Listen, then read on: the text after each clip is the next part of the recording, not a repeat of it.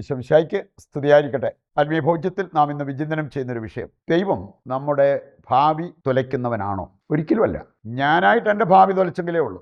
ദൈവമായിട്ട് എൻ്റെ ഭാവി ഒരിക്കലും തുലയ്ക്കില്ല. ഒത്തിരി പേരെ കാണാൻ സാധിക്കും. അവരുടെ പ്രതികരണം, അതുപോലെ തന്നെ അവരുടെ സംസാരത്തിൽ, പെരുമാറ്റത്തിൽ, പ്രാർത്ഥന നിർത്തിയതിൽ, പള്ളിപ്പോക്ക് നിർത്തിയതിലെല്ലാം സൂചിപ്പിക്കുന്ന ഒരു കാര്യം, ദൈവം എന്നെ തുണച്ചില്ല, ദൈവം എന്നെ സഹായിച്ചില്ല, ദൈവം എന്നോട് ക്രൂരമായി പെരുമാറി. അതുകൊണ്ടാണ് അതോടെ ഞാൻ പ്രാർത്ഥനയും കാര്യങ്ങളെല്ലാം നിർത്തിക്കളഞ്ഞത്. രണ്ട് സംഭവങ്ങൾ ഞാൻ ഓർക്കുകയാണ്. എങ്ങനെ മനുഷ്യനെ തെറ്റിദ്ധാരണ നയിക്കാം, ഭരിക്കാം എന്നുള്ളതിൻ്റെ ചില സൂചനകൾ.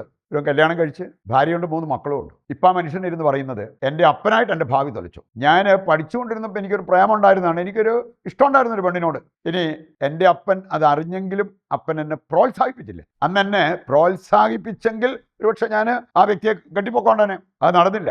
കല്യാണം കഴിഞ്ഞ് 3 മക്കളായിട്ട് കുത്തിയിരുന്ന് ഇങ്ങനെ ഒരു സംഭവം പറയാമെന്ന് പറഞ്ഞാൽ എന്തെങ്കിലും വിവരമുള്ളവർ അങ്ങനെ പറയുമോ? ഇതുപോലെ ഈ തെറ്റായ ധാരണകൾ ഭരിച്ചുകൊണ്ടിരിക്കുന്ന വ്യക്തികൾ.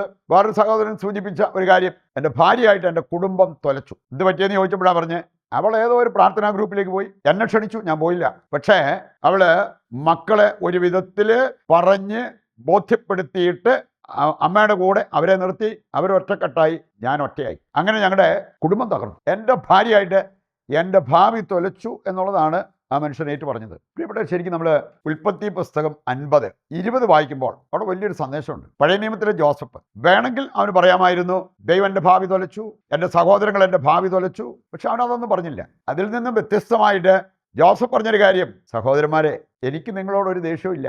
ഞാൻ പൊട്ടക്കിണറ്റി കിടക്കേണ്ടി വന്നു, ഈജിപ്തുകാരുടെ കയ്യിലേക്ക് വിൽക്കപ്പെട്ടു, ഞാൻ ജയിലിൽ കിടക്കേണ്ടി വന്നു, പല കാര്യങ്ങളും സംഭവിച്ചു. പക്ഷേ നിങ്ങളായിട്ട് എന്നെ ദ്രോഹിച്ചു എന്നെനിക്ക് തോന്നുന്നില്ല.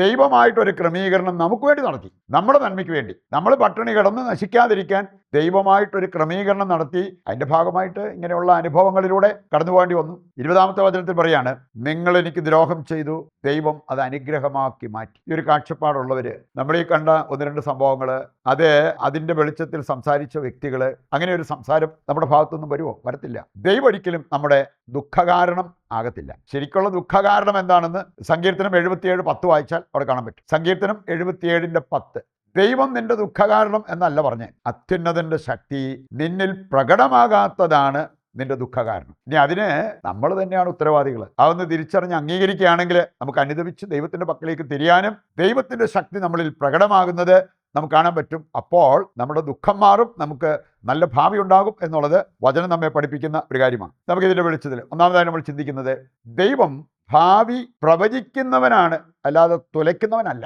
നമ്മുടെ ആരുടെയും ഭാവി തുലയ്ക്കാൻ ഉദ്ദേശിക്കുന്ന ദൈവമല്ല നമ്മുടെ ദൈവം, മറിച്ച് നമ്മുടെ ഭാവി പ്രവചിക്കും. വരാൻ പോകുന്ന കാര്യങ്ങൾ പോലും പറയാൻ പറ്റിയ ഒരു വ്യക്തിയാണ് ദൈവം എന്നുള്ളത് വചനം കൃത്യമായിട്ട് നമ്മളെ ഓർമ്മിപ്പിക്കുന്നുണ്ട്. മത്തായി 17:27 മുതൽ വായിക്കുമ്പോൾ യേശു ചെയ്തൊരു കാര്യം, ദൈവമായ യേശു ചെയ്തൊരു കാര്യം, അവൻ പറഞ്ഞു, നിങ്ങൾ പോയിട്ട് ചൂണ്ടയിട്, ആദ്യം കൊത്തുന്ന മീനെ അത് കരക്കിട്ടിട്ട് അതിൻ്റെ വാ തുറന്ന് നോക്കുമ്പോൾ ചെകിളയ്ക്കിടയിൽ ഒരു നാണയം ഇരിപ്പുണ്ടാവും, അത് എടുത്തുകൊണ്ട് പോയി ടാക്സ് കൊടുത്തോളാൻ. ഭാവി പ്രവചിച്ച, സംഭവിക്കാൻ പോകുന്ന എന്താണെന്ന് പ്രവചിച്ച ഒരു വ്യക്തിയായിട്ട് യേശുവിനെ ഇവിടെ നമുക്ക് കാണാൻ പറ്റും. യോഹന്നാൻ 2:19-20 വചനങ്ങൾ വായിക്കുമ്പോഴോ, ഈ ആലയം നിങ്ങൾ ഇടിച്ചു പൊളിക്കുക, 3 ദിവസം കൊണ്ട് ഞാൻ ഇതിനെ പണിതുയർത്താം. ആദ്യം അവർക്ക് പിടികിട്ടിയില്ല. പക്ഷേ ഉത്ഥാന തിരുനാളോടുകൂടി അവർക്ക് മനസ്സിലായി, കർത്താവ് ഉത്ഥാനം ചെയ്തപ്പോൾ ഇതായിരുന്നു അവൻ സൂചിപ്പിച്ചത്, നിങ്ങൾ എന്നെ കൊന്നാലും 3-ാം ദിവസം ഞാൻ ഉയർത്തെഴുന്നേൽക്കും എന്നുള്ള ആ ഒരു യാഥാർത്ഥ്യം, അത് പ്രവചിച്ചതുപോലെ നിറവേറുന്നത് കാണാൻ പറ്റും. യെശയ്യാ 44:26 വായിക്കുമ്പോൾ അവിടെ പറഞ്ഞിട്ടുണ്ട്, കർത്താവിൻ്റെ നാമത്തിൽ പ്രവചിക്കുന്ന പ്രവാചകന്മാരുടെ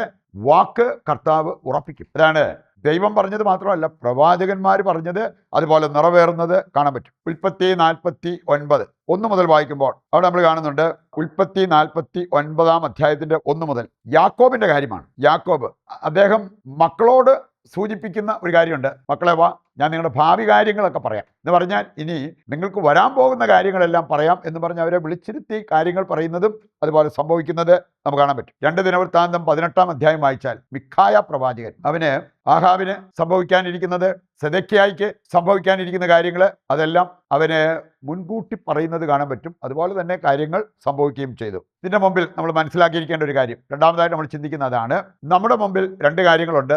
ശോഭനമായ ഭാവിയുണ്ട്, ശോചനീയമായ ഭാവിയുണ്ട്. ശോഭനമായ ഭാവി എങ്ങനെ ഉണ്ടാവും? കർത്താവിൻ്റെ വചനം കൃത്യമായിട്ട് നമ്മെ ഓർമ്മിപ്പിക്കുന്നത് കാണാൻ പറ്റും. യെരമ്യാ 29:11 വായിച്ചാൽ, ദൈവത്തിന് നമ്മെക്കുറിച്ചുള്ള പദ്ധതി അംഗീകരിക്കാൻ സാധിക്കുന്നവർക്ക് ശോഭനമായ ഭാവി ഉണ്ടാവും. ഇത് നിന്റെ നാശത്തിനുള്ളതല്ല, ക്ഷേമത്തിനുള്ളതാണെന്ന് കർത്താവ് പറഞ്ഞിട്ടുണ്ടെങ്കിൽ ദൈവത്തിന് നമ്മളെക്കുറിച്ചുള്ള പദ്ധതി എപ്പോഴും നമ്മുടെ ക്ഷേമത്തിന് വേണ്ടിയുള്ളതായിരിക്കും. അംഗീകരിക്കാൻ പറ്റിയാൽ മതി. നിയമാവർത്തനം 28:13 വായിച്ചാൽ കർത്താവിന്റെ കൽപ്പനകളൊക്കെ കൃത്യമായിട്ട് പാലിച്ച് നീ പോകുന്നെങ്കിൽ ഒരിക്കലും നിനക്ക് അധോഗതി വരത്തില്ല. നിന്റെ ഭാവി ശോഭനമായിരിക്കും എന്നുള്ളത് ദൈവവചനം നമ്മെ ഓർമ്മിപ്പിക്കുക. യോശുവ 1:5 മുതൽ വായിച്ചാൽ മോശയെ പോലെ നീയും കർത്താവിന്റെ കൽപ്പനകൾ കൃത്യമായിട്ട് പാലിച്ചാൽ ജീവിതകാലത്ത് ആരും നിന്നെ തോൽപ്പിക്കത്തില്ല. നിനക്ക് ശോഭനമായ ഭാവി ഉണ്ടാകും. ഇനി നമ്മുടെ ഭാവി ശോചനീയമാകാനുള്ള കാരണം അതും ദൈവവചനം കൃത്യമായിട്ട് നമ്മളെ ഓർമ്മിപ്പിക്കുന്നത് കാണാൻ പറ്റും. നമ്മുടെ പാപമാണ് നമ്മുടെ ഭാവി ശോചനീയമാക്കുക. ഇത് സുഭാഷിതങ്ങൾ 24:20 വചനം വായിച്ചാൽ അവിടെ പറഞ്ഞിട്ടുണ്ട്, പാപിക്ക്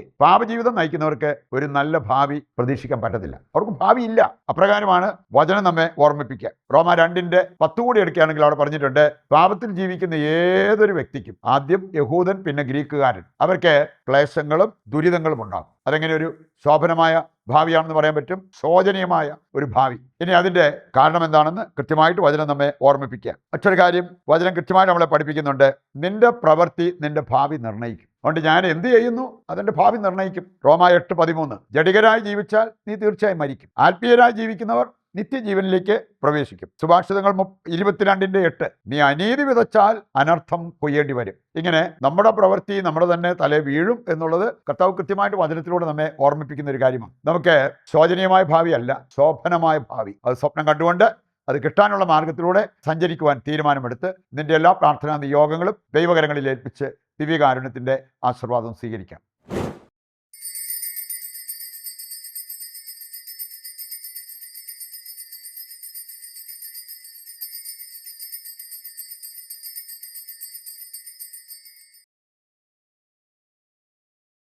പരിശുദ്ധ പരമ ദിവ്യകാരുണ്യത്തിന് എന്നേരവും ആരാധനയും സ്തുതിയും പുകഴ്ചയും ഉണ്ടായിരിക്കട്ടെ. നാളെ മറ്റൊരു എപ്പിസോഡുമായി വീണ്ടും നമുക്ക് ഒന്നിക്കാം. ദൈവം നിങ്ങളെ സമർത്ഥമായി അനുഗ്രഹിക്കട്ടെ.